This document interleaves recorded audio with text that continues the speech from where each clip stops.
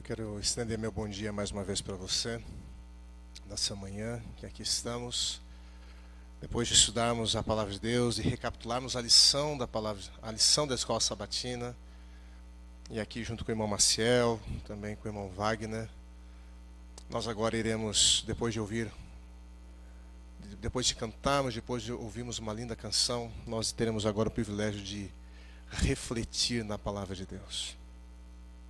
Esse que é o último episódio da série José do Egito.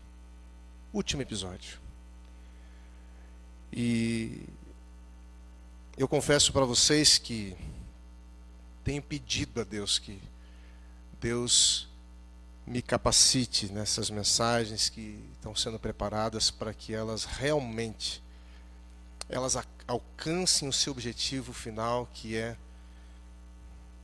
a instrução e a conversão do povo de Deus. Eu gostaria que você pudesse abrir a sua Bíblia aí em Gênesis capítulo 50, tá ok? Gênesis capítulo 50. É nesse capítulo que se concentra a nossa leitura dessa manhã. Eu quero, antes de entrarmos no texto, eu quero perguntar para você: você já dizimou hoje? Você já ofertou hoje? Você já separou aquele momento de você colocar, quem sabe, um cesto, um recipiente ali do lado, quem sabe, da TV, junto da sua família, simbolicamente, colocarem agora os seus envelopes, o seu dízimo, a sua oferta nesse local? Então, eu vou te dar essa oportunidade para você fazer isso agora. Que você possa pegar agora o seu envelope, que você possa pegar agora a sua oferta, o seu dízimo, e coloque ali, então, nesse recipiente que você já separou para esse propósito. Apesar de você não estar presencialmente, é importante assim que você não perca o hábito da adoração através dos dízimos das ofertas. Que você possa ensinar os seus filhos por meio do seu exemplo. E nesse momento eu quero também orar por esses dízimos das ofertas, nos quais Deus nos agraciou durante esse mês, ou quem sabe essa semana. Eu quero orar com você, feche os seus olhos. Mais uma vez, ó Deus, nós estamos diante da Tua presença e pedimos que o Senhor seja glorificado nessa manhã. Que o Senhor, nesse momento, Deus, venha abençoar cada doador, a cada ofertante, a cada dizimista. Que o Senhor, ó Deus, continue derramando as Suas ricas bênçãos sobre esta família. Que o Senhor os proteja. Que o Senhor lhes dê o sustento necessário. E nesse momento, nesse ato de reconhecimento da Tua soberania sobre nós, que os nossos filhos, eles possam colocar isso no coração e nunca se afastar do reconhecimento de que nós somos dependentes de Ti. Nesse momento, mais uma vez, nós pedimos que o Senhor nos ilumine, para que possamos, então, ter momentos maravilhosos de reflexão na Tua palavra. Nós oramos por Jesus. Amém. Eu quero dar meus parabéns aqui às nossas queridas irmãs aqui da Igreja também do Boa Vista, que eu estava dando uma olhadinha no grupo do WhatsApp, estava fervendo ali. As irmãs estavam preparando uma coisa tão bacana, muito legal. Eu acredito que alguns dos que estão assistindo aqui hoje vão receber uma surpresinha, hein? Tem uma surpresinha aí aguardando alguns dos nossos irmãos. E eu fiquei muito empolgado quando vi algumas fotos, alguns preparativos ali. Meus parabéns a vocês que estão se desempenhando nesses projetos. Parabéns também aos irmãos que hoje eu estive acompanhando aí pelo Zoom a classe de Escola Sabatina do Higienópolis. Muito bacana, o pessoal que tem estudado, tem se dedicado. Eu vi um bom grupo de pessoas ali. Eu fiquei muito feliz. Que Deus abençoe a classe Escola Sabatina aí da igreja, os irmãos do Higienópolis. Tenho acompanhado a minha esposa, principalmente, seguido aí a classe da Escola Sabatina do Tarumã, que está sendo realizada também todos os sábados, 15 para as 10. E tem sido muito bacana. Hoje fizeram uma homenagem ali para as secretárias. Eu estou de olho, eu não sou Deus, eu não sou onisciente, mas nós estamos de olho de tudo um pouco, viu? Parabéns aí para vocês. Parabéns para os nossos irmãos aí do Bairro Alto também, que tem se disponibilizado ali todo o espaço para o Musicalize, para que o Musicalize aconteça. E hoje temos uma programação maravilhosa que é o Santas Horas, e você não pode perder um tema fantástico, a origem e você precisa estar presente também ali, acompanhando aqui pelas redes sociais. Não perca o programa de hoje, que começa às 19h30. Está aí nas nossas plataformas digitais, na página da igreja, o link para que você possa acessar. Se você não encontrou, dá um toque ali para a gente vai encaminhar para você. Tá bom?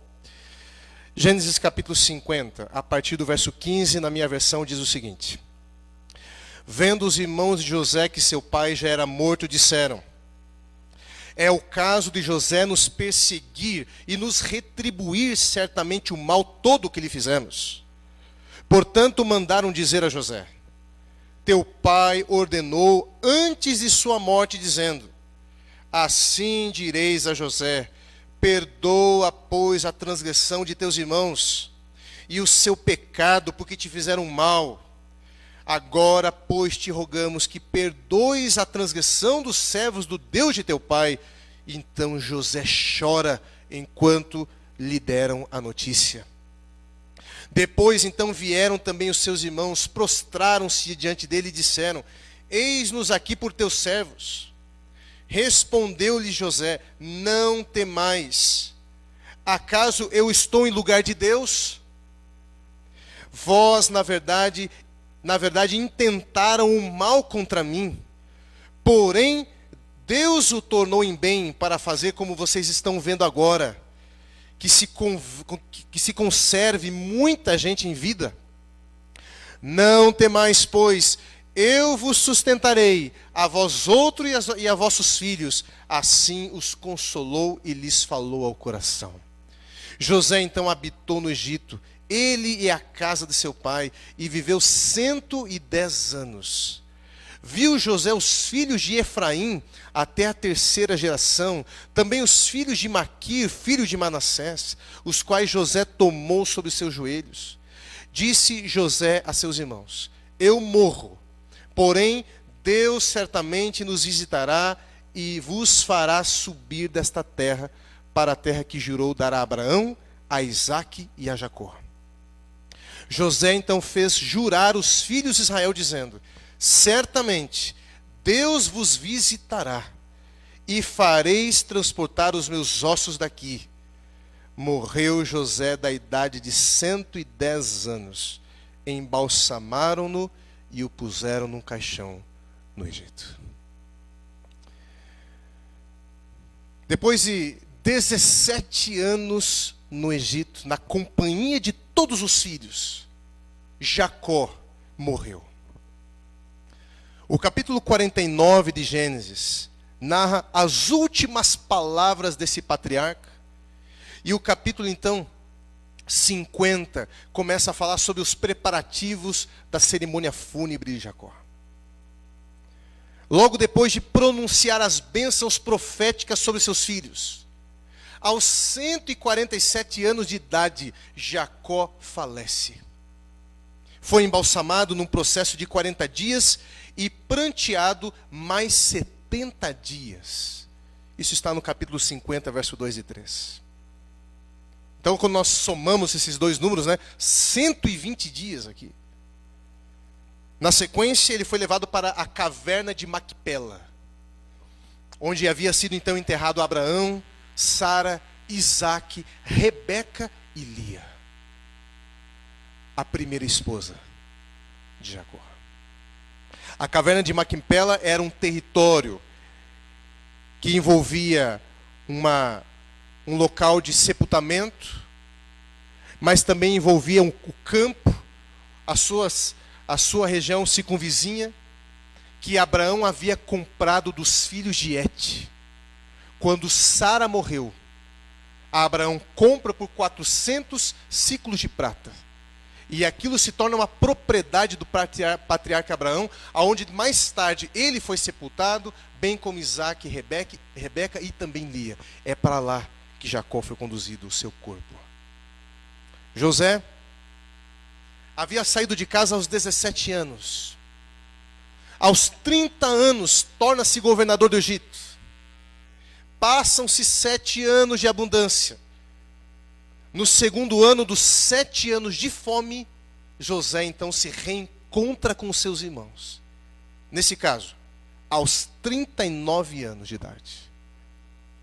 Veja, ele sai de casa aos 17. E aos 39 anos é que ele teve o famoso reencontro com os irmãos e com seu pai. José então vive mais 17 anos ao lado de Jacó. E aos 56 anos, José sepulta Jacó. Essa era a idade de José quando ocorreu o capítulo 49 e o capítulo ali, o início do capítulo 50. Essa é a idade que José tinha quando houve essa conversa com os irmãos no primeiro momento. Agora veja. Moisés, o autor do livro de Gênesis, narra 56 anos de história em apenas 12 capítulos. José ainda iria viver 54 anos mais. Porque ao todo ele viveu 110 anos. Mas depois da morte de Jacó, Moisés, o autor do livro, resume 54 anos de vida de José em apenas um capítulo. Apenas um capítulo. Nesse momento, o que acontece aqui? Depois de 17 anos vivendo próximos a José, depois de tudo o que passaram, e a maneira como foram tratados, os irmãos tinham receio de que José tivesse alimentado uma espécie de um rancor deles, e que pudesse querer se vingar. Eles não acreditaram no perdão de José concedido há 17 anos atrás. Agora Jacó é morto. E agora uma desconfiança por parte dos irmãos com relação ao que José iria fazer com eles, diante da morte do pai. Para eles, José conteve-se de vingar-se por amor ao pai. Pela falta de coragem, o que eles fizeram? Segundo o relato que você acabou de ler comigo, eles enviaram um representante para falar em nome do grupo. Provavelmente era Benjamim. A Bíblia não diz quem. Provavelmente era Benjamim. E diante da informação recebida, José chora devido a essa atitude dos irmãos, de abrigarem em seus pensamentos de que o perdão não foi real, foi um fingimento. José então se sentiu ultrajado por este ato, porque por esse comportamento, os irmãos estavam dizendo o seguinte: a graça que nos foi oferecida não nos basta. Não nos basta. E eu pergunto, será que você e eu também não temos agido assim? Depois de termos sido perdoados por um pecado cometido, será que as nossas atitudes têm revelado que não confiamos no perdão de Deus? E andamos muitas vezes desconfiados e com medo do que Deus, apesar de ter dito que nos perdoaria quando confessássemos os nossos pecados, ainda irá nos castigar, quem sabe no futuro próximo. Será que você anda, apesar de você saber na teoria que Deus prometeu o perdão, você quem sabe ainda anda ressabiado com Deus e temeroso por aquilo que Deus pode fazer na tua vida como uma espécie de vingança, como uma espécie de dar o troco, de cobrar a dívida, e você não consegue viver à altura do perdão que Deus te ofereceu?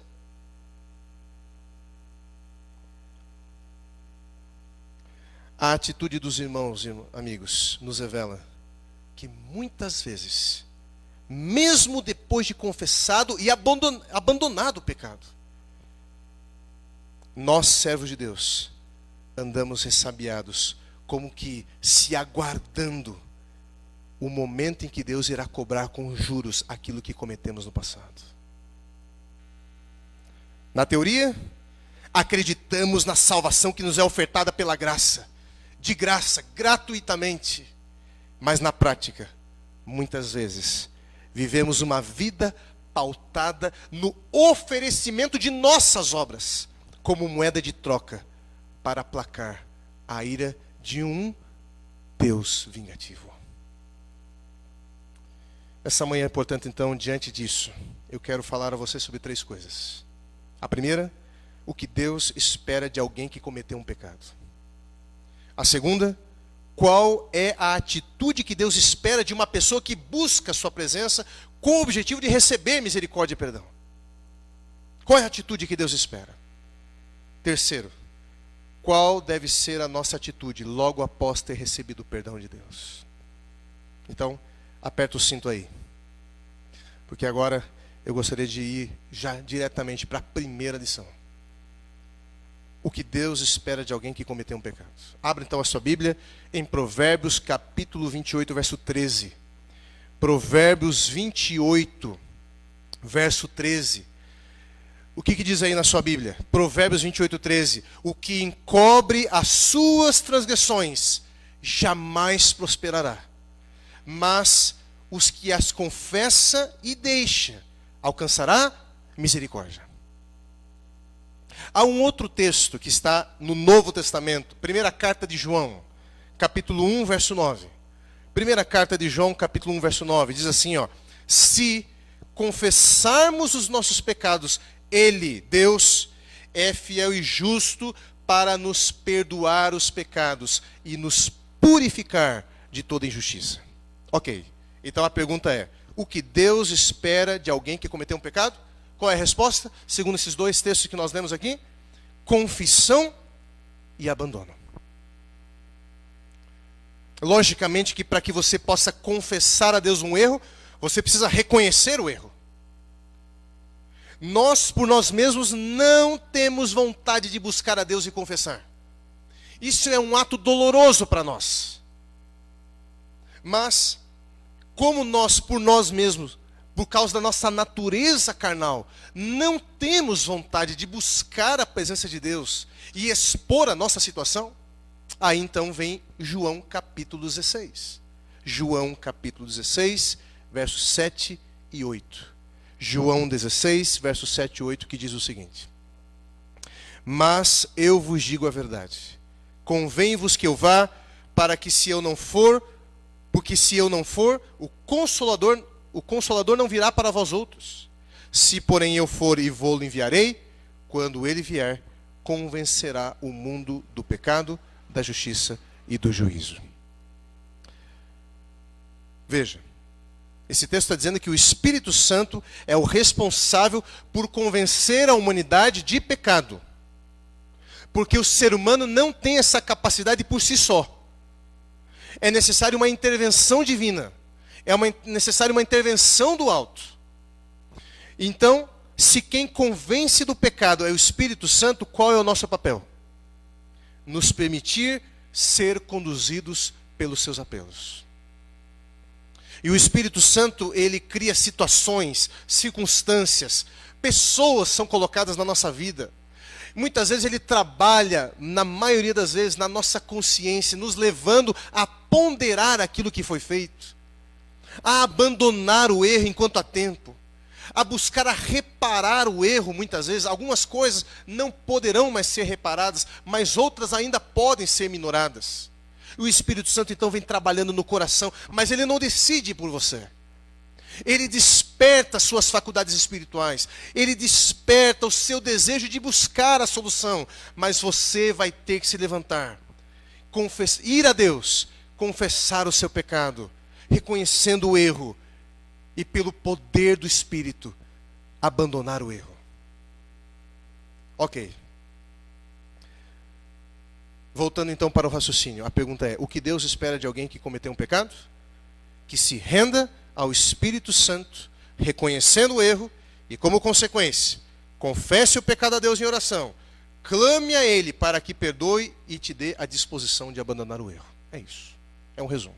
Entendida essa primeira parte? Então agora nós vamos para a segunda parte, porque não é aqui ainda que eu vou me concentrar. Segunda lição, qual é a atitude que Deus espera de uma pessoa que busca a sua presença com o objetivo de receber misericórdia e perdão? Vou repetir.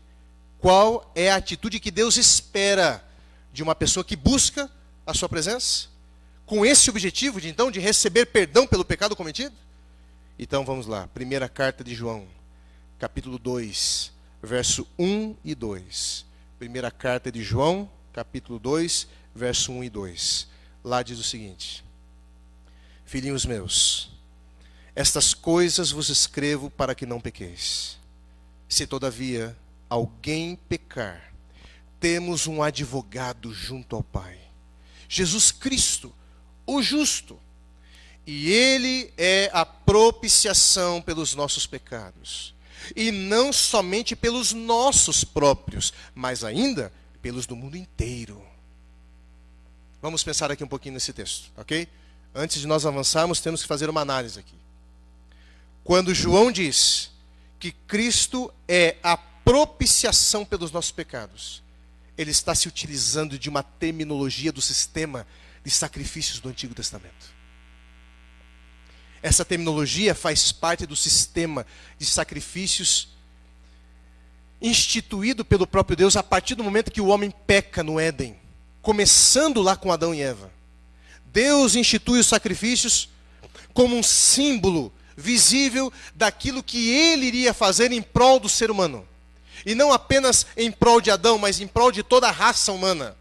Portanto, aquilo que Cristo iria fazer, exemplificado por o sacrifício de um cordeiro, era algo em prol de toda a humanidade. Mas é verdade também que o Evangelho de João, um texto que você conhece muito bem, João 3,16, diz assim: porque Deus amou o mundo, que deu o seu Filho, para todo aquele que nele crê, não pereça. Não basta Cristo morrer, é necessário que eu aceite o seu sacrifício em meu favor. A salvação não é por atacado. A parte de Deus foi feita, mas o ser humano agora precisa aceitar ou rejeitar. Então, quando diz assim, Cristo é a propiciação pelos nossos pecados, João está querendo dizer com isso que Jesus é o sacrifício apropriado, no qual nossa dívida será paga. Nossa culpa será eliminada. Ele está dizendo que ele, Jesus, é a oferta de Deus pelo nosso pecado. Jesus é o pagamento da dívida. Isso significa que o nosso pecado foi cobrado dele, de Cristo. João está dizendo que ele, Jesus, é aquele que morreu em nosso lugar, é o que pagou a nossa dívida para com Deus. O raio da ira de Deus que deveria cair sobre nós, caiu sobre ele. Cristo é o nosso para-raios da ira de Deus. Então o que acontecia no Antigo Testamento quando o ser humano, quando o israelita ali pecava, e o que ele fazia? Ele pegava um cordeirinho, sem defeito, sem mancha. Aquele cordeiro não poderia ter nenhum defeito, porque apontava para a Cristo no futuro, que também não cometeu pecados, não tinha defeitos. E aí então, aquela pessoa deveria confessar o seu pecado sobre a cabeça do animal. Simbolicamente, o pecado cometido por aquele indivíduo era transferido para o animal inocente, e agora aquele animal era morto pelas mãos daquele pecador. Morto por aquilo que ele não fez. E ali saía o israelita, ou o indivíduo, perdoado, isento da culpa, isento da condenação, porque a culpa foi paga, a condenação foi cobrada do animal inocente. E agora o indivíduo saía dali como? Perdoado. Ok. Qual é a atitude que Deus espera de uma pessoa que busca a sua presença com o objetivo de receber misericórdia e perdão? Ele espera que você confie no que Ele fez em seu favor. Ele espera que você aceite e receba o que Ele fez em seu favor. Mas olhe esse texto aqui de Hebreus capítulo 11, verso 6. Hebreus 11, verso 6. De fato, sem fé é impossível agradar a Deus. Porquanto é necessário que aquele que se aproxima de Deus creia que Ele existe e que se torna recompensador dos que o buscam. Portanto, qual é a atitude que Deus espera de uma pessoa que busca a sua presença com o objetivo de receber misericórdia, com o objetivo de receber perdão? Uma atitude de fé no sacrifício de Jesus em seu favor. Uma atitude de fé nas suas promessas. Fé na Bíblia é sinônimo de confiança. Ou seja, Deus não quer que você simplesmente se aproxime dele por se aproximar, se você não confia que ele tem poder para realizar aquilo que ele prometeu. Você não basta apenas aproximar-se de Deus. Você precisa confiar que ele irá exercer aquilo que ele prometeu a seu respeito. Hebreus no capítulo 10, verso 4, diz assim, que porque é impossível que o sangue de touros e de bodes remova pecados.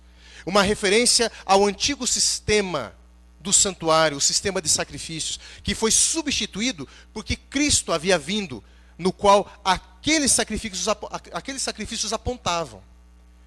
Agora, quando Hebreus capítulo 10, verso 4 diz que é impossível que o sangue de touros e de bodes remova pecados, em outras palavras, no Antigo Testamento, o perdão de Deus não era concedido pela realização dos sacrifícios em si, mas pela fé naquele a quem aqueles sacrifícios representavam.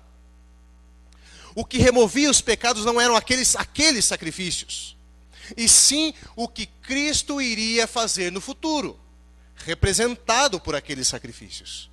No nosso caso, aquilo que ele já realizou no passado.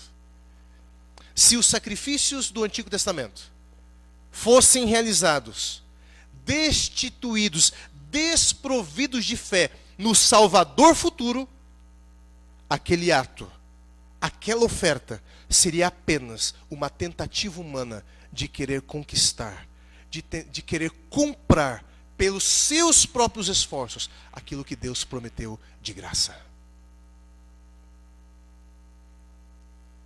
Se aquele ato de sacrifício estivesse destituído, desprovido de fé na promessa de Deus, então ele seria considerado por Deus uma barganha, uma compra. E se o pecador pudesse comprar o perdão, então Deus não poderia ser honrado e louvado. Afinal de contas, o mérito não seria de Deus, e seria do pecador. E se o ser humano se aproxima com o objetivo de comprar a bênção, ele está anulando a graça oferecida. Lembra-se da pergunta? Qual é a atitude que Deus espera de uma pessoa que se aproxima dele buscando a misericórdia e o perdão? Diante de tudo isso que eu apresentei, você pode estar se dizendo: isso eu já sei, pastor. Isso eu já sei. Você sabe mesmo? Tem certeza que você sabe disso? Na verdade, a sua atitude logo após ter recebido o perdão de Deus é quem vai nos responder isso.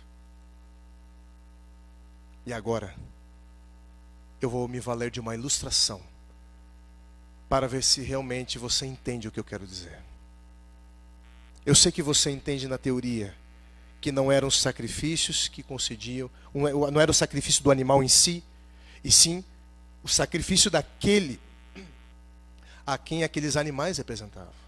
Ou seja, o indivíduo tinha que chegar ali com fé não naquele animal, com fé naquele a quem aquele animal representava.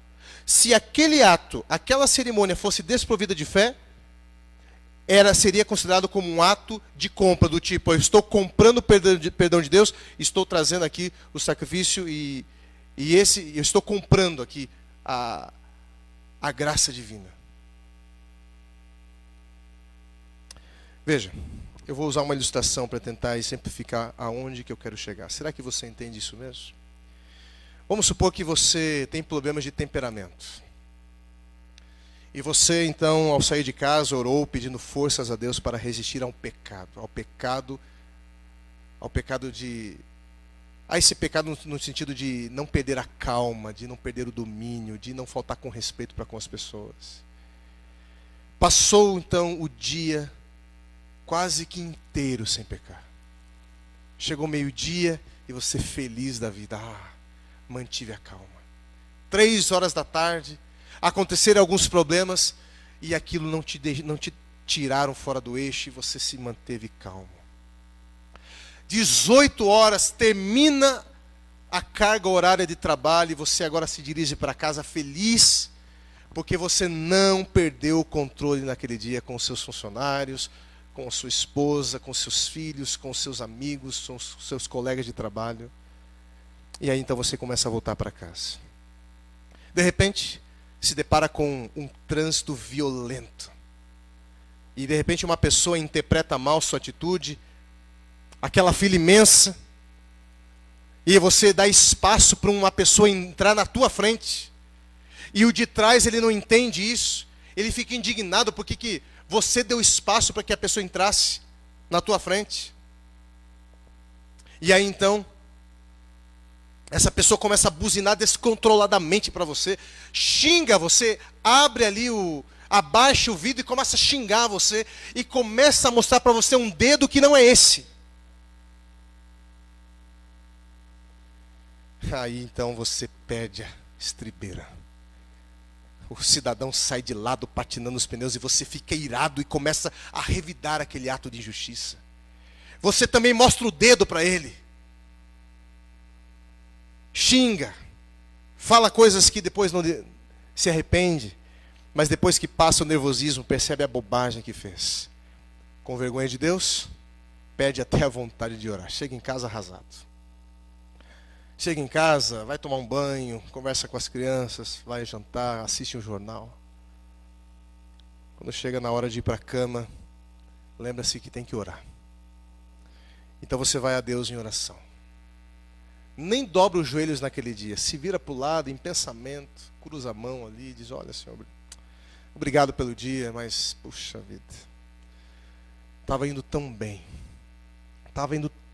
Senhor, que olha, aquele cidadão, aquele safado, e aí você fala aquela palavra,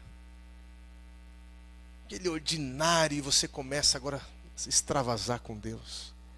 E você começa a pedir perdão. Senhor, puxa, eu não devia ter feito isso. Imagina, estou até com o adesivo da igreja aqui no carro. O que as pessoas vão pensar? Sou líder da igreja. E você fica ali arrasado. Você teve um dia vitorioso. Passou o dia todo se controlando, buscando a presença de Deus em pensamento. Não se permitiu sair fora do eixo. Mas por um ato.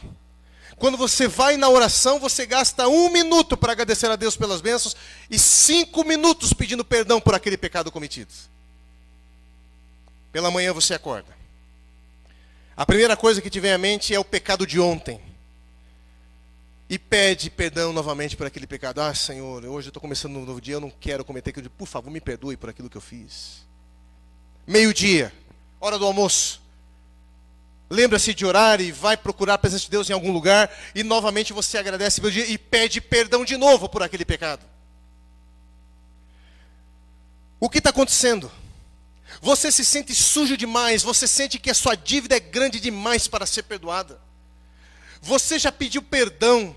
Na teoria você sabe que o perdão lhe foi garantido, que lhe foi prometido, porque se confessarmos nosso pecado, Ele é fiel e justo para nos perdoar. Mas isso não é suficiente para você naquele momento. Porque volta e meia você volta a falar de Deus daquele pecado uma vez já conversado. E sabe quando que você se sente melhor? Sabe quando? Não é quando você sai da oração, depois de uma oração de confissão.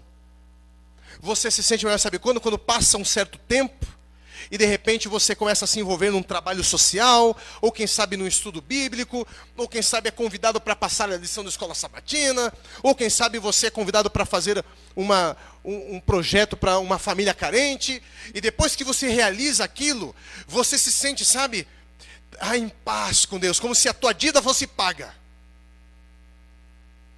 Você então agradece a Deus pela oportunidade de testemunhar do amor de Jesus. Não se sente tão sujo como ontem, como antes, e começa agora a deixar de focar no pecado cometido. Mas olha o interessante, que você não se sentiu melhor por ter sido perdoado de graça por Deus na oração, pela fé. Mas começou a se sentir melhor somente quando praticou uma ação em prol da causa de Deus. Se você é daqueles que quando peca, pede em mais de um momento, em mais de uma oração o perdão de Deus, é porque você está se aproximando de Deus, não com confiança nas suas promessas. Você não confia totalmente no perdão de Deus. Então por você não confiar no perdão de Deus, que muitas vezes você então volta e meia toca naquele pecado de novo. E muitas vezes só se sentirá perdoado, sabe quando? Quando realiza uma obra, uma ação. E sabe o que é isso? É como se você tivesse de alguma forma aplacando aquilo que você fez, restituindo aquilo que fez. Isso são obras. Você está confiando, você pode dizer para mim que você confia na graça de Deus. Você pode dizer para mim que você confia no perdão recebido pela fé, mas na prática, o teu comportamento diz o contrário. Porque na verdade você na prática acredita numa salvação pelas obras. É isso que eu quero dizer. Quando eu tive aula de homilética na faculdade, aula de oratória, a arte de pregar, a homilética é a arte de pregar. O professor, pastor Emilson dos Reis, me disse algo que eu nunca mais esqueci.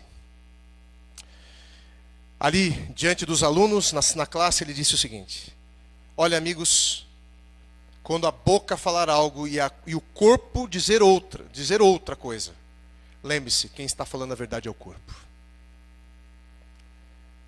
E eu fiquei pensando nessa frase: quando a boca falar uma coisa e o corpo dizer outra, quem está falando a verdade é o corpo.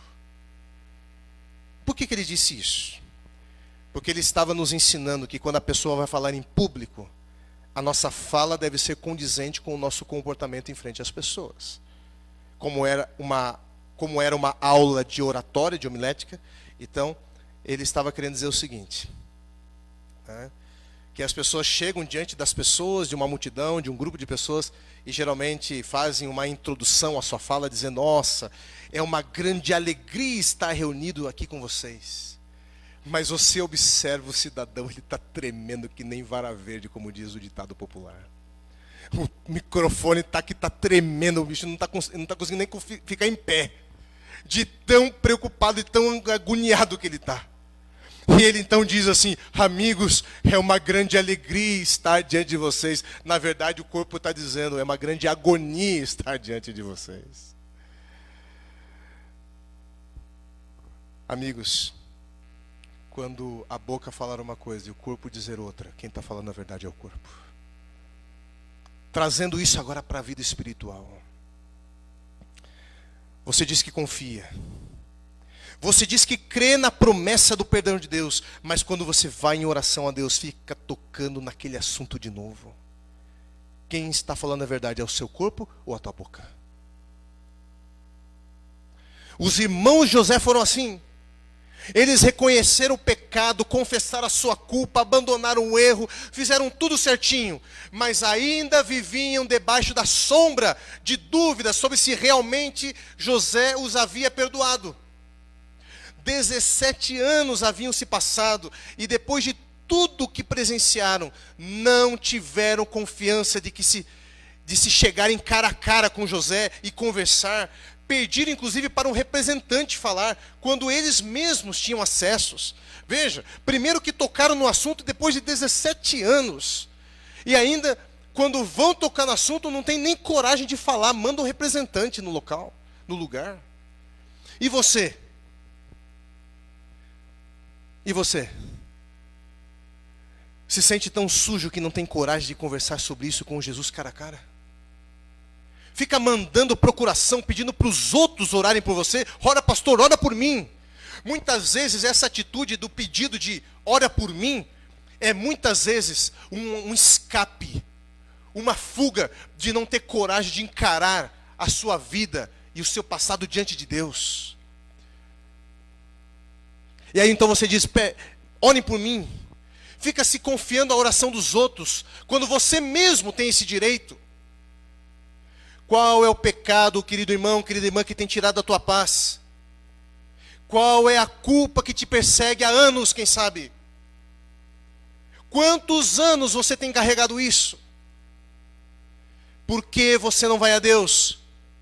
Porque muitas vezes você não confia que Ele tem poder de não somente perdoar, mas de purificar você, de mudar os teus gostos, de mudar os teus pensamentos. No fim das coisas, você não acredita. E você não quer, muitas vezes, Porque você não crê que Deus tem poder de mudar isso, mudar o teu coração, mudar os teus gostos, o teu modo de pensar. Por que você não vai a Deus? Porque quando você vai, pede perdão teoricamente, entende que foi perdoado, mas na oração seguinte toca nesse assunto de novo. Por que você não confia que Ele tem poder de te perdoar? Você pode definir que foi perdoado por Deus quando você se sente perdoado. Ou melhor, você não pode definir que foi perdoado por Deus quando você se sente perdoado. Porque dessa forma o perdão de Deus estará condicionado a um fator emocional e não à palavra. Os irmãos se renderam aos seus sentimentos. Eles não se perdoavam. E estavam condicionando o perdão de José aos seus próprios sentimentos. E não pelas palavras de José. Veja, muitas vezes Deus te perdoou, só que você não se sente perdoado, e por não se sentir perdoado, você acha que Deus não te perdoou. Ou às vezes você até acha que Deus te perdoou, mas por você não se sentir perdoado, como que você vive? Você vive como se Ele não tivesse te perdoado. E aí então, você volta e meia vem tocar naquele assunto sempre com Deus, como se aquilo não saísse da tua cabeça. Veja, você não pode condicionar o perdão de Deus aos teus sentimentos. Os teus sentimentos são falhos. Eles não são a base para que você seja perdoado. É a promessa de Deus. É a palavra de Deus que é a base. E o que Ele disse para você? Se você vier a mim, filho, confessar o seu pecado, eu vou te perdoar e vou purificar, eu vou mudar a tua vida. E você precisa se apresentar diante de mim com fé, confiando que eu tenho poder para realizar isso na tua vida. Você não pode confiar nos teus sentimentos. E quando você age assim, o teu comportamento está dizendo que a graça de Cristo não te é suficiente, que ela não te basta. Qual tem sido a sua atitude depois de ter saído da presença de Deus? Qual tem sido a sua atitude depois de ter saído da presença de Deus? Qual tem sido? Você tem voltado a tocar nesses assuntos de novo? Você tem vivido uma vida aonde você quer barganhar com Deus na tentativa de aplacar a ira de Deus, fazer que nem os irmãos, olha, agora nós somos seus servos. Pode nos tratar como escravos. O que eles estavam fazendo? Querendo comprar de José o perdão. Aplacar a ira de Deus com a sua oferta. Acontece que a ira de Deus só pode ser aplacada pela oferta do precioso sangue de Cristo. Do justo e perfeito procedimento de Cristo. Ele é o único que pode aplacar a ira de Deus. Portanto, o mérito é dele no perdão e não seu. O que cabe a você é aceitar ou rejeitar. E o que o teu comportamento tem dito nesses últimos dias? O que esse teu comportamento tem dito nos últimos anos? Você realmente tem vivido à altura do perdão que você recebeu? Ou você fica tentando aí comprar a Deus com as tuas ofertas de boas obras? Amigos, em Hebreus capítulo 11, lá conta a galeria dos heróis da fé. No verso 21 e 22, ali nós temos exemplos de fé. E quem o autor de Hebreus coloca? Ele diz assim: pela fé, Jacó, quando estava para morrer, abençoou cada um dos filhos de José. E apoiado sobre a extremidade do seu bordão, adorou. Pela fé. Ele confiava no cumprimento da promessa de Deus, mesmo sem viver para contemplar com seus próprios olhos. Mas ele creu unicamente porque Deus disse.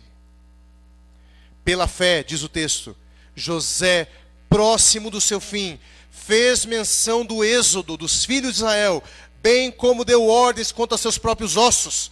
Por que ele diz isso? Porque ele creu na promessa de Deus, que Deus daria a terra de Canaã para a descendência de Abraão. Os anos haviam se passado, o Egito estava muito cômodo. No entanto, José sabia, ele não iria viver para ver isso com seus próprios olhos, mas ele sabia que pela fé, Deus iria cumprir a sua promessa. Ele não confiou nas suas ideias, seus sentimentos, suas percepções. Ele confiou unicamente porque Deus disse. Qual foi o problema do Éden, amigos? Qual foi o problema do Éden? O problema não foi o fruto. O problema foi a desconfiança para com a palavra de Deus. Não confiaram no que o Deus havia dito. E essa é a mesma prova que pesa sobre você e sobre mim. Você e eu temos confiado nas coisas de Deus unicamente porque Ele disse? Ou você está pedindo provas de Deus, quem sabe, para confiar? Queridos, a graça de Cristo, ela te basta. A graça de Cristo, ela te basta. Mas eu pergunto para você, ela tem sido suficiente para você? Ou você tem vivido uma vida de salvação pelas obras? Quando você for a Deus em oração, mesmo que o teu coração te acuse, depois que você se levantar da oração, mesmo que você não se sinta perdoado, diga para você mesmo: a palavra de Deus me garante que Ele me concederia o perdão se eu fosse até Ele e cresce e aceitasse a sua misericórdia. Mesmo que o teu coração venha te acusar, não fique com os teus sentimentos, fique com aquilo que Deus te prometeu, e você vai ter uma vida feliz, uma vida alegre, abundante e plena. É essa vida que os irmãos perderam de viver por muito tempo. Eu quero chamar aqui o Luciano. O Luciano, ele vai cantar aqui uma música. E essa música fala da graça de Deus. E ela é simples. Ele vai dizer que o perdão, ele se recebe. Perdão se aceita. O perdão é uma dádiva de Deus para você. Mas se o teu comportamento está sendo dessa forma como eu descrevi na ilustração, ou como a vida dos irmãos, você tem negado na prática esse perdão que Deus tem te oferecido de graça. Deus está te convidando hoje a você viver uma vida plena debaixo do seu perdão e da sua misericórdia. Aceite essa graça.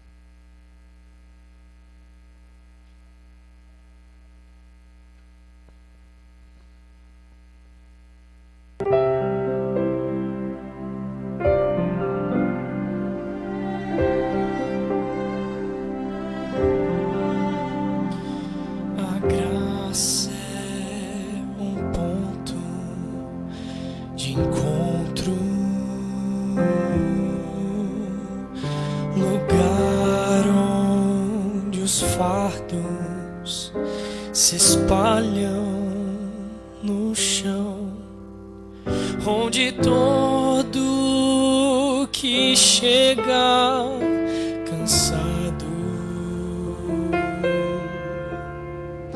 tranquilo, descansa o seu coração. A graça se explica em uma cruz. Lá eu posso entender o que o céu me traduz. A morte era minha sentença, mas agora eu sou livre em Jesus. Graça simples assim, perdão se recebe, se aceita, enfim. Pecado não se explica, pecado se paga, e Cristo pagou por mim.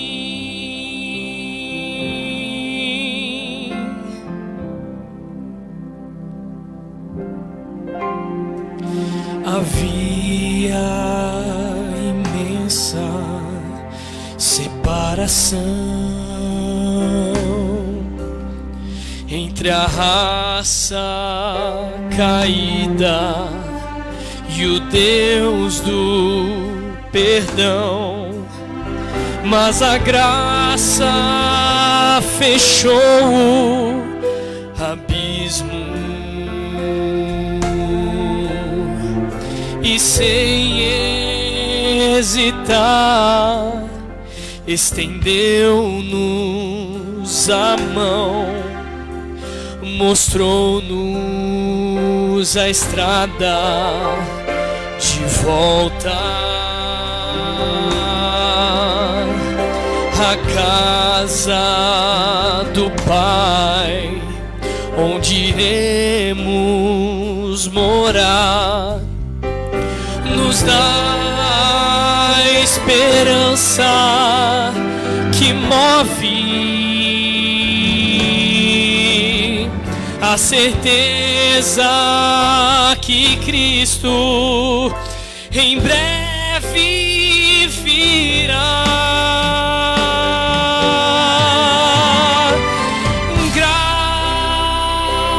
Graça simples assim, perdão se recebe, se aceita e fim, pecado não se explica, pecado se paga, e Cristo pagou por mim.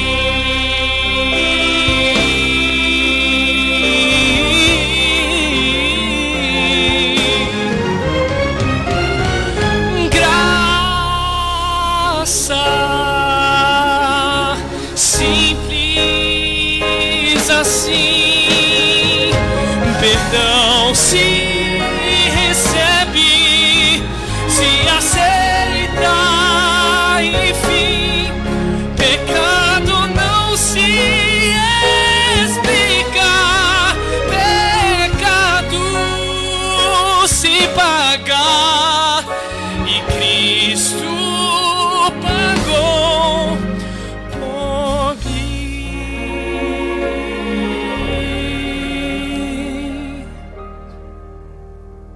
E Cristo pagou por mim.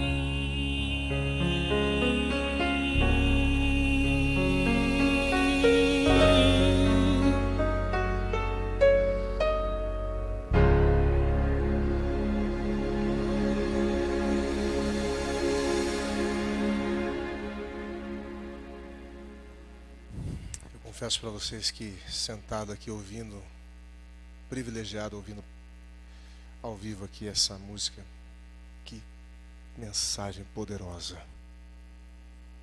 Simples assim. Viva a altura da graça que Deus te ofereceu. Viva uma vida abundante, feliz. Não deixe que o teu passado venha condenar o teu presente. Não permita que um pecado cometido lá atrás venha tirar a tua paz. Se você pode ir a Deus em oração, confiando nos méritos de Cristo, apropriar-se pela fé desse perdão maravilhoso e viver agora uma vida em paz, sem culpa, sem condenação. Essa é a vida abundante que Deus quer dar para você. Eu quero convidar você então nesse momento, se você está vivendo aí uma vida onde alguns pecados ou algum pecado tem te atemorizado por alguns anos. Se eu estou falando para alguém essa manhã que, quem sabe, tem vivido uma vida onde na teoria acredita na graça, mas a prática confia nas suas próprias obras. Eu quero que você agora venha diante aí da tela, diante aí do seu computador, diante agora do seu smartphone, diante da sua televisão. Fique de pé. Fique de pé onde você estiver. Porque nesse momento eu quero pedir para que o perdão maravilhoso de Deus te livre da condenação, da culpa, e a partir de agora você possa viver uma vida de paz e de alegria. Poderoso Deus, aqui estão seus filhos, diante do computador, em pé, diante do celular, diante da televisão. E alguns deles, ó Deus, talvez tenham convivido com uma vida de medo. Medo do que o Senhor poderá fazer a eles. Muitas vezes eles pediram perdão por esses pecados. Alguns deles, ó Deus, até na teoria sabem que o Senhor fez essa promessa. Mas muitas vezes qualquer coisa errada que acontece na vida, eles olham para o céu e acham que é a tua retribuição por aquele pecado que eles cometeram. Eles vivem à sombra daquilo que fizeram no passado. E é verdade, não estamos ignorando, ó Deus, que temos consequências dos nossos erros. Mas também é verdade, ó Deus, que o teu perdão nos elimina da condenação. A culpa é expiada. O perdão é concedido pela fé e devemos nos levantar dessa oração felizes, não confiando nos nossos méritos, não confiando nos nossos sentimentos, mas confiando única e exclusivamente na tua promessa, que se confessarmos os nossos pecados, tu é fiel e justo para nos perdoar, e não apenas perdoar, mas também purificar de toda injustiça.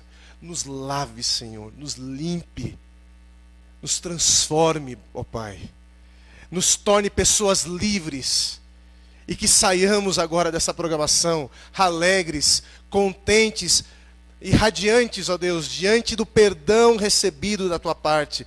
Muito obrigado, ó Deus, pelo sacrifício de Cristo.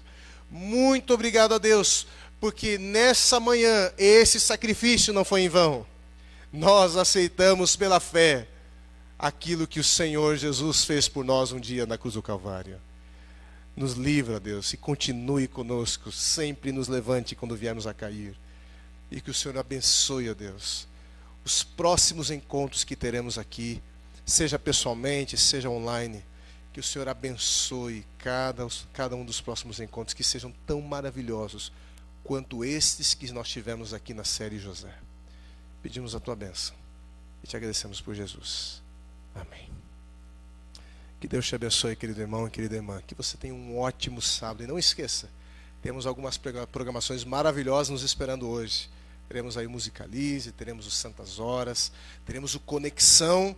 Você não pode ficar de fora do Conexão. Temos um projeto maravilhoso que tem um prazo. Um prazo aí que até sábado que vem você vai poder ingressar, porque o Conexão estará realizando um projeto fabuloso. E somente poderão participar desse projeto aqueles que ingressarem no ministério até sábado que vem. Você quer saber qual é esse projeto? Busque o Luciano, busque o Ricardo, busque o Charles, e eles então vão deixar você um pouco mais inteirado desse projeto maravilhoso. Que Deus abençoe vocês, que Deus guarde vocês.